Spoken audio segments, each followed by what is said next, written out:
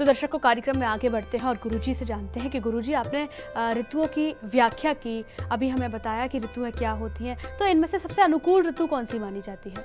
देखिए आयुषी जी, आपने अनुकूलता की बात की, तो मेरा ये सिद्धांत है, ना कोई दिन बेकार है, ना कोई ऋतु बेकार है, ना कोई समय बेकार है।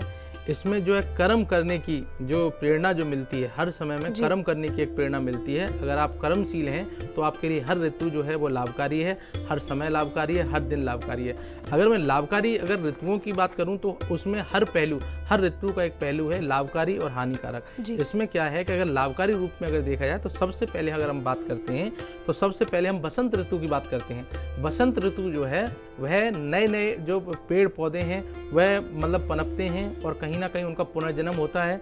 तो यह ऋतु जो है उद्भव की ऋतु है। इसमें क्या है, हमारे कई धर्म जो हैं वह उद्भव हुए हैं। तो इस ऋतु को हम लोग अपने सनातन में बहुत ही अच्छी इसको ऋतु मानते हैं। यह उत्पन्नता को प्रेरित करती है और इसमें नुकसान भी ये है कि अगर कोई व्यक्ति अपने कर्म को जागृत नहीं करता है, इस ऋतु का लाभ नहीं उठाता है। एक कहावत भी कही गई है आयुषी जी कि जो सोवत है वो खोवत है और जो जागत है वो पावत है। तो इस ऋतु में जो व्यक्ति अगर कोई कर्म नहीं करेगा तो वो 100% कहीं ना कहीं कुछ चीज़ों को खो देगा।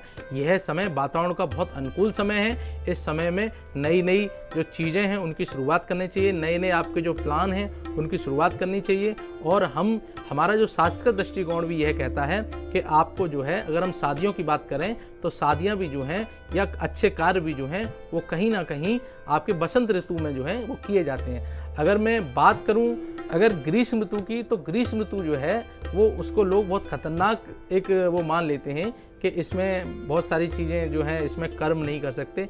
परंतु यह ऋतु क्या है कि आपके जीवन में जो है एक पित्त की अधिकता करती है। पित्त की अधिकता जो है व्यक्ति के एक तरफ हर चीज़ की अधिकता और कमता मतलब जो है वो नेगेटिव और पॉजिटिव प्रभाव डालती है। पित्त की अधिकता मतलब आपको कर्म के प्रति अग्रसर करना और अधिक कर्म कीजिए और अधिक कर्म कीजिए, अपनों के लिए कीजिए और अपने से जुड़े हुए लोगों के लिए कीजिए। तो इस ग्रीष्म ऋतु में क्या है, अपने स्वास्थ्य का ग्रीष्म ऋतु और ग्रीष्म ऋतु और शिशिर ऋतु जो सर्दी की ऋतु है उनमें स्वास्थ्य का विशेष ध्यान दिया जाता है, क्योंकि जो हमारा जो तापमान है वो सम तापमान है। इसीलिए कहा जाता है कि जो ग्रीष्म ऋतु है और जो शीत ऋतु हैं उनमें आपको तापमान का विशेष ध्यान रखना चाहिए।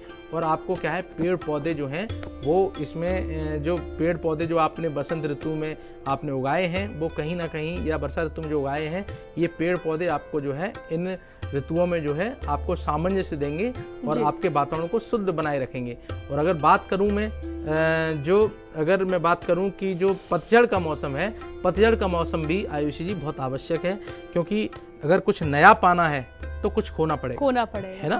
तो जब अगर पौधों की जो स्थिति है, पौधों की जो पत्तियां जो हैं वो थोड़ी सी ठंड आने के बाद झड़ जाती हैं, क्योंकि वो पत्तियां अब नए वातावरण को प्रतिकूल करने के लिए पर्याप्त नहीं है, अब नई पत्तियों की आवश्यकता है। तो इसीलिए कहते हैं कि ये पतझड़ का मौसम हमें ये संदेश देता है कि कहीं ना कहीं अब आपकी जो चीज़ें जो हैं या आपके आपके जो रास्ते थे वो कहीं ना कहीं अगर बेकार हो चुके हैं तो पुराने हो चुके हैं, या आपकी जो सोच है वो कहीं ना कहीं कारगर नहीं है, तो अपनी सोच को बदलिए, अपने रास्तों को बदलिए और अपनी, जैसे कहते हैं कि अगर आप अपने नजरिए बदलेंगे तो आपके नज़ारे बदल जाएंगे। तो ये मतलब आपको हर ऋतु जो है कहीं ना कहीं कर्म की प्रेरणा देती है। मैंने आपको बताया कि जो हमारे धर्म अर्थ काम मोक्ष हैं, ये धर्म अर्थ काम मोक्ष जो हैं वो कहीं ना कहीं हमारी इन ऋतुओं से भी जुड़े हुए हैं और आपको सारी ऋतुएं जो हैं अपने कर्म के प्रति सजग करती हैं और अपने स्वास्थ्य को ध्यान रखने के लिए।